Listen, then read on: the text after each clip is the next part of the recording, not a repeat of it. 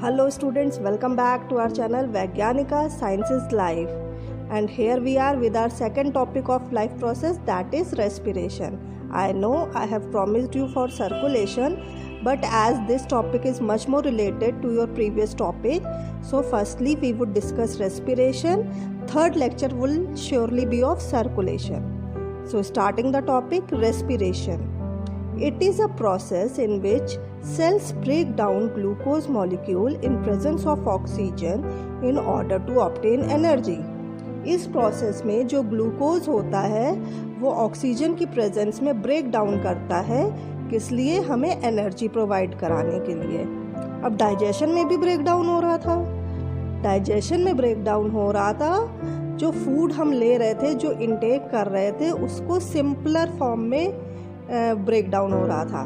लेकिन रेस्पिरेशन में क्या हो रहा है? जो ग्लूकोज, जब हमारा जो फूड ब्रेक डाउन हुआ था, इंटेस्टाइन में एब्जॉर्ब हुआ था, आप याद कर सकते हैं, जो इंटेस्टाइन में विलाइज थे उन्होंने जितना भी एडवांटेजियस मटेरियल था उसको एब्जॉर्ब करा था और ब्लड वेसल्स के थ्रू उसको कहाँ पहुँचाया था? हमारे सेल्स में। तो अब एनर्जी किससे मिलती है हमको? ग्लूकोज से। Glucose provide us energy. तो जब वो ग्लूकोज विलाइज से एब्जॉर्ब होके ब्लड स्ट्रीम से हमारे सेल्स में पहुंचा, अब हमें उसका ब्रेक डाउन करना है। I have also told you in previous lecture that this is the part of your respiration portion, that how the energy is produced from the taken food, the food we eat. तो अब उस glucose molecule को in presence of oxygen तोड़ा जाएगा energy obtain करने के लिए। ये सारा प्रोसेस हमारे सेल के अंदर होगा और इस प्रोसेस को बोला जाएगा respiration. What provide us energy? What is the main source of energy for us? Glucose. Okay, and what is main source of energy for me? Your like. So please like the channel and subscribe. Okay, so difference between breathing and respiration. Generally we think that breathing and respiration are same things. No, breathing is just a part of respiration. Breathing is only exchange of gases through lungs, which include inhalation and exhalation. Breathing में हम क्या करते हैं? सिर्फ inhale करते हैं gas को या ऑक्सीजन को और एक्सहेल करते हैं कार्बन डाइऑक्साइड को। लेकिन रेस्पिरेशन में क्या होता है? वो जो ऑक्सीजन जो हमने इनहेल करी उसका यूज़ करके जो हमारा ग्लूकोज जो पहले से प्रेजेंट है सेल में, उसको ब्रेक डाउन करके एनर्जी उससे प्रोवाइड कराना या एनर्जी प्रोड्यूस करना। ओके, अब क्वेश्चन आता है, do plant also respire? Plants में भी रेस्पिरेशन होता है, और अगर होता है तो फिर फोटोसिंथेसिस में क्या हो रहा था? बिकॉज फोटोसिंथेसिस में भी एक्सचेंज ऑफ गैसेस हो रहा था। Yes, exchange of gases takes place through stomata in photosynthesis, लेकिन प्लांट्स रेस्पिरेशन भी करते हैं। फोटोसिंथेसिस में वो अपना फूड बनाते हैं in the form of glucose और स्टोर करते हैं, लेकिन रेस्पिरेशन में उसी स्टोर्ड ग्लूकोज को वो ब्रेक करते हैं टू ऑब्टेन एनर्जी।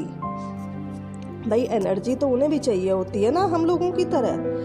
ठीक, for them to walk, they don't walk, they don't talk. तो जो उतनी एनर्जी जितनी हमें चाहिए होती है उतना नहीं चाहिए होता है उन्हें, लेकिन एनर्जी रिक्वायरमेंट तो प्लांट्स में भी होती है। तो photosynthesis में they prepare their food and in respiration they break down that glucose molecule to obtain energy. photosynthesis में क्या हो रहा था? in presence of carbon dioxide and water and in presence of sunlight and chlorophyll, carbon dioxide and water is converted into glucose.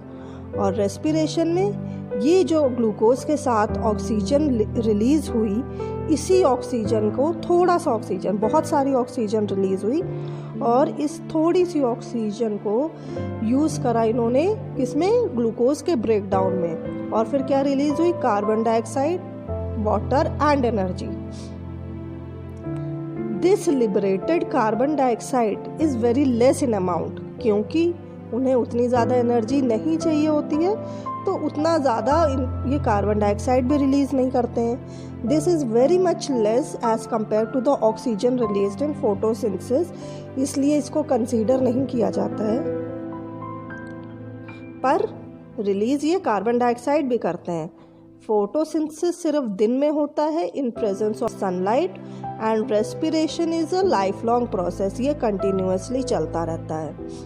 अब दिन में तो बहुत सारी ऑक्सीजन निकल रही है और थोड़ी सी ऑक्सीजन प्लांट्स ने यूज़ कर ली ग्लूकोज के ब्रेकडाउन में, और थोड़ी सी कार्बन डाइऑक्साइड निकाल दी, तो इसलिए लगता है कि plants take in carbon dioxide and they give oxygen.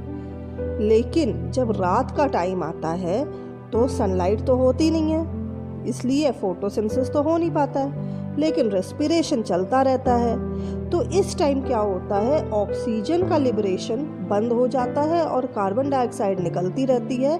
That's why it is said, बड़े बुजुर्ग कहते हैं कि we should not goes near the plants और ट्रीज एट नाइट टाइम, क्योंकि रात में क्या होता है, या we should not sleep under a tree, क्योंकि रात में क्या होता है कि सिर्फ कार्बन डाइऑक्साइड ही निकाल रहे होते हैं प्लांट्स, ऑक्सीजन नहीं निकाल रहे होते हैं, क्योंकि फोटोसिंथेसिस तो हो नहीं रही होती है। Now what is the difference between photosynthesis and respiration? Photosynthesis is a anabolic process while respiration is a catabolic process. Anabolic और कैटाबॉलिक क्या होते हैं? जब छोटे छोटे मॉलिक्यूल्स को मिला के एक बड़ा मॉलिक्यूल बनाया जाता है, जैसे फोटोसिंथेसिस में हो रहा है, कार्बन डाइऑक्साइड और वाटर को मिला के एक बड़ा मॉलिक्यूल बन रहा है glucose, such type of process is called anabolic, जब छोटे मॉलिक्यूल्स मिलके एक बड़ा मॉलिक्यूल बनाते हैं। While in catabolic process as in respiration, बड़ा मॉलिक्यूल ब्रेक डाउन होता है छोटे मॉलिक्यूल्स में, जैसे ग्लूकोज का ब्रेक डाउन हो रहा है in carbon dioxide and water. Okay, so photosynthesis is a anabolic process and respiration is catabolic process. Now photosynthesis में क्या होता है? There is formation of glucose and oxygen. वहाँ पे क्या हो रहा है? ग्लूकोज और ऑक्सीजन का फॉर्मेशन हो रहा है। While in respiration there is formation of carbon dioxide and water. Photosynthesis occurs only in green plants because chlorophyll is required, while respiration occurs in all living organisms. Photosynthesis occurs only in presence of sunlight, आप लोग को पता ही है। while respiration occurs throughout the life, ये life long चलता रहता है। Photosynthesis occurs in chloroplast, क्योंकि क्लोरोफिल की प्रेजेंस में होता है तो क्लोरोप्लास्ट सेल के अंदर होता है। while respiration occurs in mitochondria. Mitochondria, you must be remembering कि 9th क्लास में जब आपने सेल पढ़ा था, cell a basic unit of life, उसके अंदर माइटोकॉन्ड्रिया था सेल के अंदर, which is known as power house of a cell. क्यों? क्योंकि माइटोकॉन्ड्रिया ही एनर्जी जनरेट करता है, और रेस्पिरेशन में क्या हो रहा है? एनर्जी जनरेट करने का प्रोसेस हो रहा है। तो रेस्पिरेशन कहाँ होगा? माइटोकॉन्ड्रिया में होगा। अब जो रेस्पिरेशन है ये 2 टाइप का होता है, aerobic respiration and anaerobic respiration. Aerobic से आप रिलेट कर सकते हैं, aerobic air, so oxygen, so aerobic is in presence of oxygen, while anaerobic उसका उल्टा, इन एब्सेंस ऑफ ऑक्सीजन। तो एरोबिक रेस्पिरेशन में क्या होता है, जैसा कि हम लोग करते हैं, ऑक्सीजन लेके रेस्पिरेशन करते हैं, लेकिन एनारोबिक रेस्पिरेशन, जैसे कि जो स्मॉलर ऑर्गेनिजम्स होते हैं, ईस्ट वगैरह, वो in absence of oxygen respiration करते हैं और उसको कहा जाता है एनारोबिक रेस्पिरेशन। एरोबिक रेस्पिरेशन होता है साइटोप्लाज्म और माइटोकॉन्ड्रिया में, जबकि एनारोबिक रेस्पिरेशन सिर्फ साइटोप्लाज्म में होता है, माइटोकॉन्ड्रिया इसमें इन्वॉल्व नहीं होता है।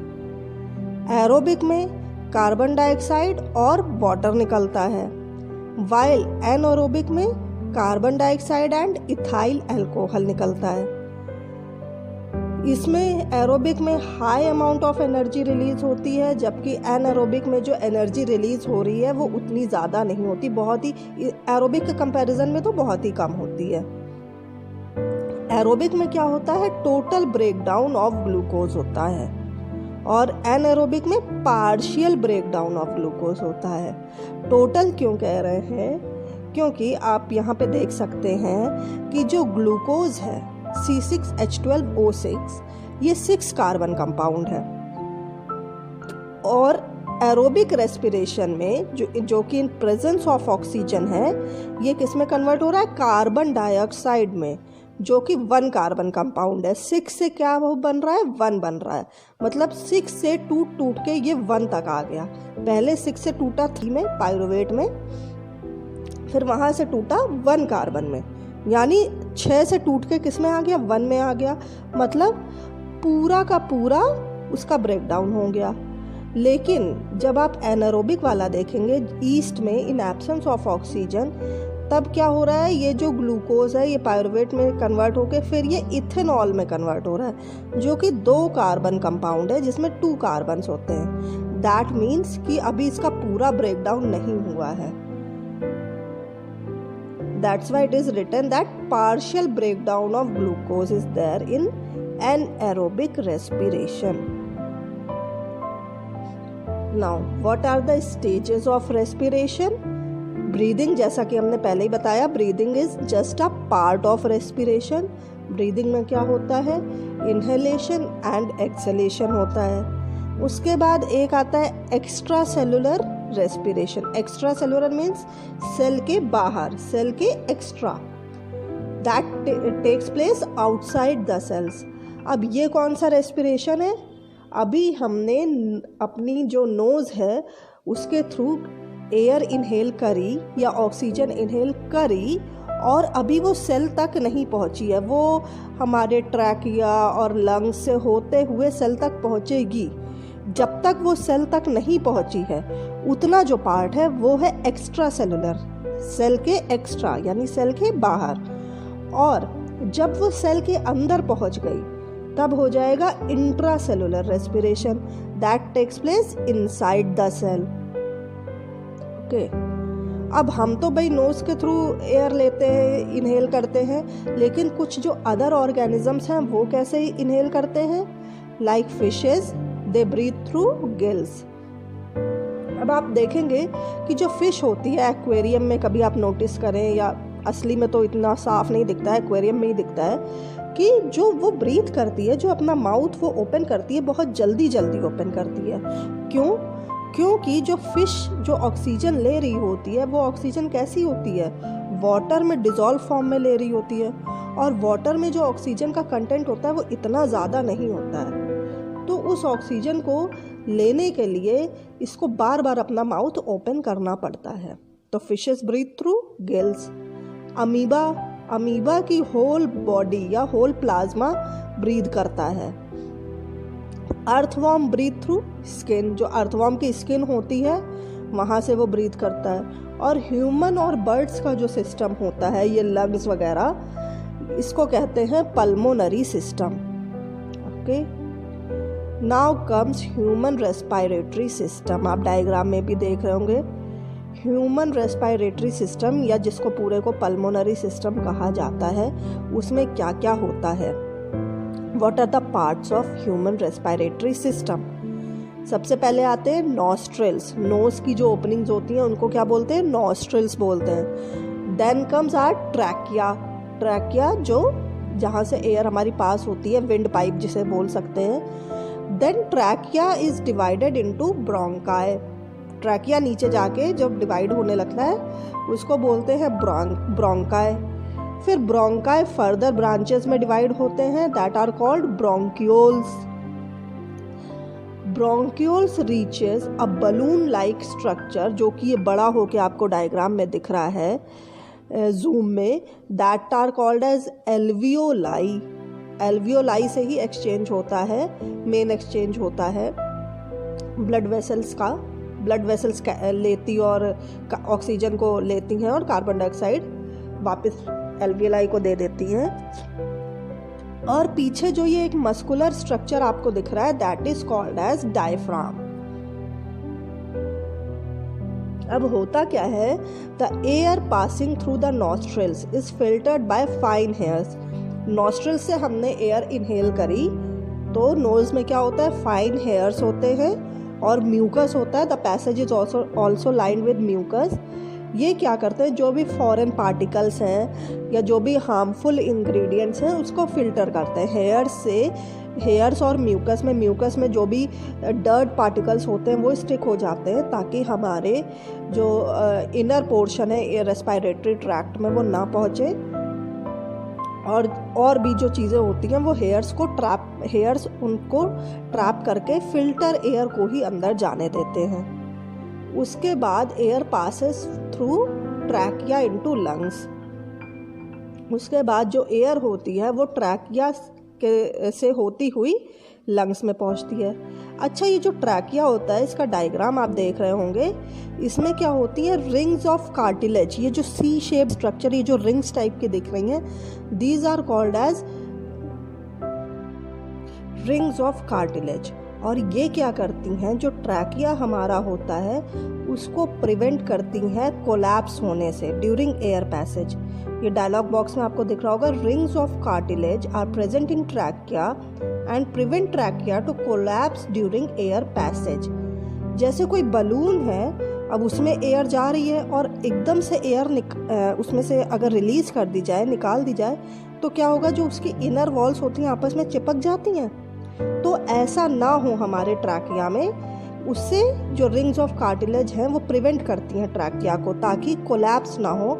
जो उससे अगर एयर निकलती है तो आपस में उसकी जो इनर वॉल्स हैं वो जुड़ ना जाए या स्टिक ना हो जाए।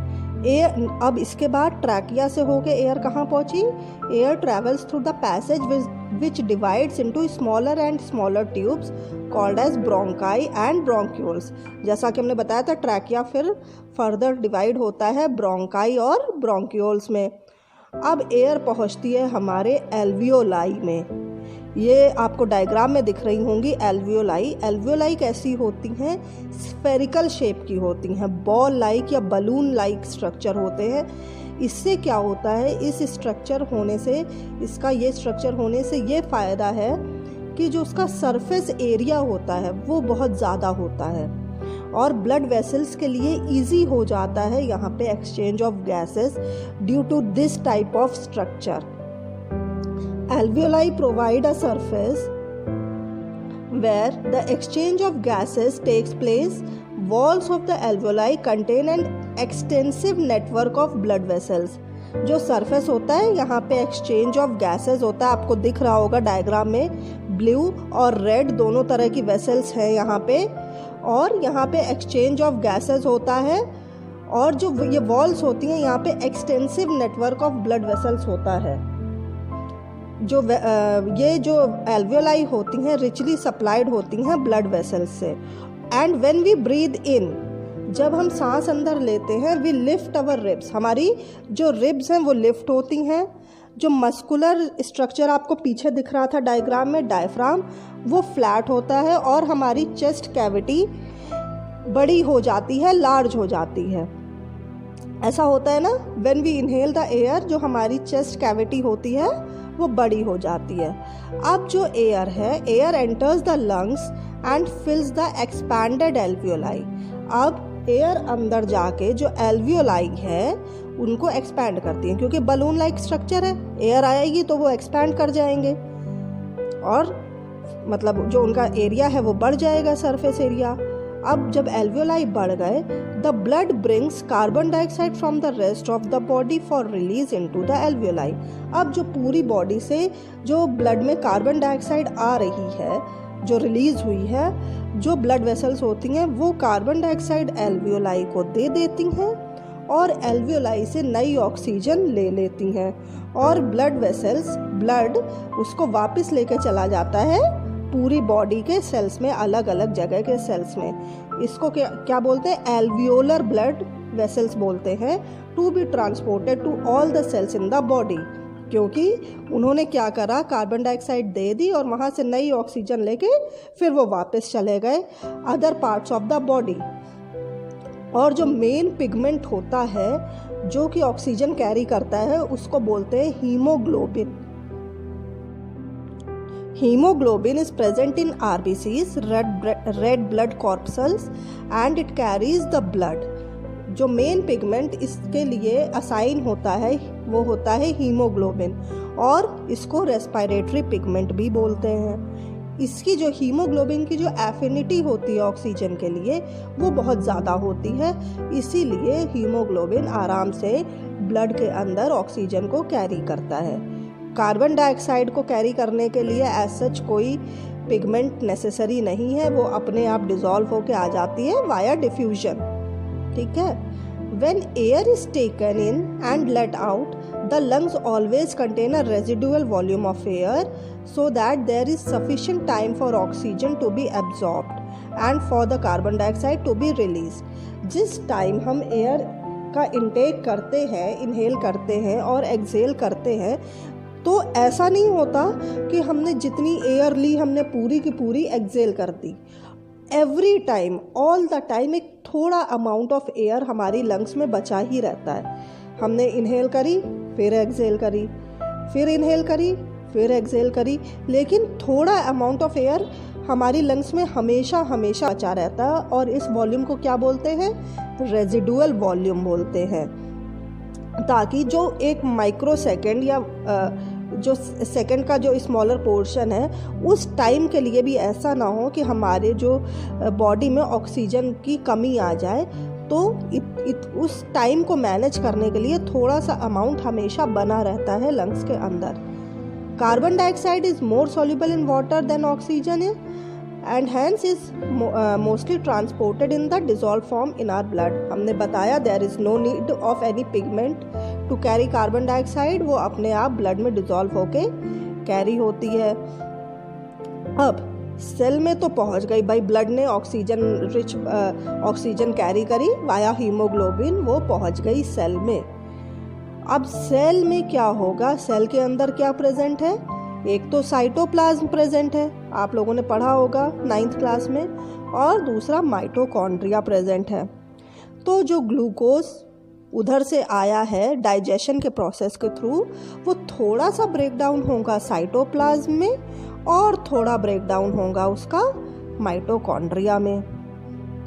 जैसा कि यहाँ पे दिख रहा है, ग्लूकोज का थोड़ा ब्रेक डाउन होता है साइटोप्लाज्म में, ग्लूकोज से पायरुवेट में, 6 कार्बन से 3 कार्बन में, और थोड़ी एनर्जी रिलीज हो रही है। ये प्रोसेस कहाँ पे हो रहा है? साइटोप्लाज्म में। उसके बाद माइटोकॉन्ड्रिया के अंदर क्या प्रोसेस हो रहा है? In presence of oxygen mitochondria में वो टूट रहा है, उसका ब्रेकडाउन हो रहा है कार्बन डाइऑक्साइड और वाटर में। अगर ईस्ट की बात करें तो माइटोकॉन्ड्रिया के अंदर जाने की ज़रूरत नहीं है, वो पूरा प्रोसेस साइटोप्लाज्म में होगा। और वो किस में टूटेगा? ग्लूकोज, इथेनॉल में, कार्बन डाइऑक्साइड में और एनर्जी में। इसको बोलेंगे एनाएरोबिक रेस्पिरेशन। प्रेजेंस ऑफ ऑक्सीजन को बोलेंगे एरोबिक रेस्पिरेशन। लेकिन बीच का एक रेस्पिरेशन और होता है जो कि तब होता है जब हमारी बॉडी में थोड़ी लैक ऑफ ऑक्सीजन हो जाए।